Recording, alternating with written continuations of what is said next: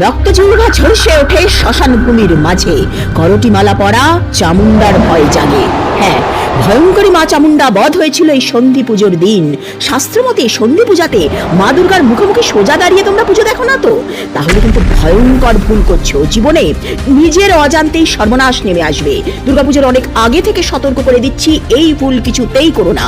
সন্ধি পুজোর ক্ষণে মায়ের যদি চোখে চাও, মুখোমুখি দৃষ্টিতে সর্বনাশ পাও। মানে আছে অষ্টমীর বিদায় বেলা ও নবমীর সন্ধিক্ষণে মা দুর্গা দুষ্ট মহিষাসুর ও তার দুই সেনাপতি চন্দ্রমুণ্ডকে বধ করতে মা স্বয়ং ভয়ঙ্কর চামুন্ডা রূপ ধারণ করেছিলেন।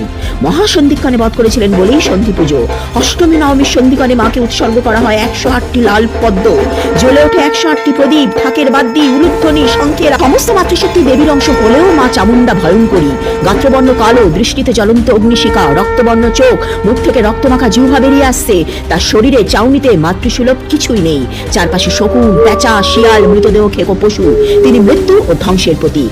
তাই যে সন্ধি পুজোতে মা দুর্গার সোজাসুজি তাকায়, তার উপর নেমে আসে ভয়ঙ্করী মা চামুন্ডার অশুভ ধ্বংসাত্মক প্রভাব।